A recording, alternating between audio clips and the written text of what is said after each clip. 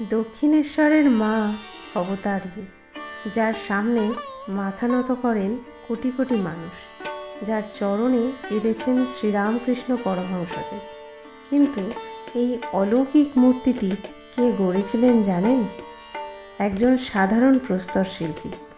নাম তার নবীনচন্দ্র ভাস্কর।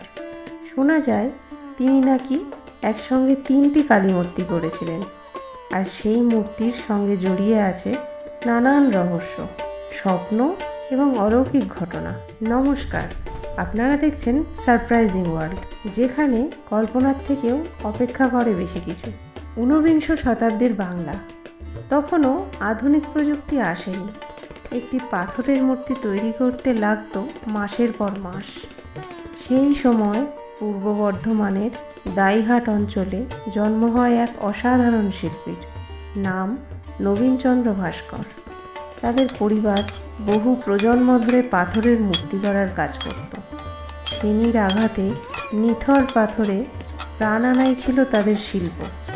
নবীনচন্দ্রের বাবা রামচন্দ্র ভাস্কর কলকাতার ওরিয়েন্টাল স্টোন ওয়ার্কস নামে একটি প্রতিষ্ঠান চালাতেন। আর ছোটবেলা থেকেই নবীনচন্দ্র শিখে ফেলেছিলেন কীভাবে পাথরের ভিতর লুকিয়ে থাকা দেবত্বকে বাইরে আনা হয়। এদিকে কলকাতার জমিদারনী রানী রাসমণি তৈরি করেছেন এক বিশাল কালী মন্দির, স্থান দক্ষিণেশ্বর। কথিত আছে এক রাতে রানী রাসমণি স্বপ্নে মা কালীর দর্শন পান। মা তাকে আদেশ দেন, আমার মন্দির তৈরি করো। তারপর শুরু হয় দক্ষিণেশ্বরের মন্দির নির্মাণ।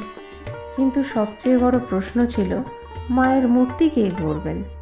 কার হাতে তৈরি হবে সেই দেবী মূর্তি, যেখানে থাকবে শক্তি, মাতৃত্ব আর অলৌকিক উপস্থিতি?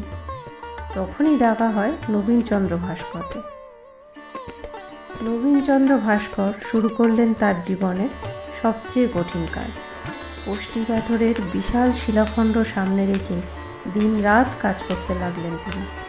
শোনা যায় প্রথম 2টি মূর্তি রানী রাসমণির পছন্দ হয়নি, কারণ মুখে মাতৃত্ব ছিল না, কারো মধ্যে ছিল না দেবীর সেই জীবন্ত শক্তি। অবশেষে তৃতীয়বার নবীনচন্দ্র এমন একটি মূর্তি তৈরি করলেন যা দেখে সবাই স্তব্ধ হয়ে যায়। মায়ের চোখ, জিভ, মুখের অভিব্যক্তি সব কিছুই যেন জীবন্ত। লোকমুখে প্রচলিত আছে নবীনচন্দ্র ভাস্কর নাকি একই ধরনের 3টি কালী মূর্তি তৈরি করেছিলেন।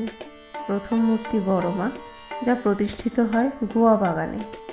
দ্বিতীয় মূর্তি মেজমা, বরানগরের প্রামাণিক কালীবাড়িতে প্রতিষ্ঠিত হয়। আর তৃতীয় মূর্তি দক্ষিণেশ্বরের মা ভবতারিণী। এই মূর্তিটি পরবর্তীকালে সারা পৃথিবীতে বিখ্যাত হয়ে ওঠে। কিন্তু এখানেই শেষ নয়। সবচেয়ে রহস্যময় ঘটনাটি ঘটে মূর্তি প্রতিষ্ঠার আগে। কথিত আছে মূর্তিটি একটি কাঠের বাক্সে বন্ধ করে রাখা হয়েছিল। এক রাতে রানী রাসমণি স্বপ্নে দেখেন মা বলছেন, আমাকে আর কতদিন বন্দি করে রাখবি, আমার কষ্ট হচ্ছে। ঘুম ভেঙে আতঙ্কিত হয়ে বাক্স খোলা হয়, আর তখন নাকি দেখা যায় মূর্তির গায়ে ছোট ছোট ঘামের বিন্দু। পরে দক্ষিণেশ্বরের মন্দিরের পুরোহিত হন শ্রীরামকৃষ্ণ পরমহংসদেব। তিনি মা ভবতারিণীকে শুধু মূর্তি বলে মনে করতেন না, তিনি বিশ্বাস করতেন মা সত্যিই জীবন্ত। কথিত আছে তিনি মায়ের সঙ্গে কথাও বলতেন, হাসতেন এবং কাঁদতেনও। আর সেই মূর্তিটি গড়েছিলেন নবীনচন্দ্র ভাস্কর। নবীনচন্দ্রের শিল্পের বিশেষত্ব ছিল নিখুঁত মুখাবয়ব, সাধারণ অলংকার খোদাই আর পাথরের মধ্যেও জীবন্ত আবেগ ফুটিয়ে তোলা। তিনি শুধু মূর্তি গড়েননি, তিনি পাথরের ভিতরে প্রাণ প্রতিষ্ঠা করেছিলেন।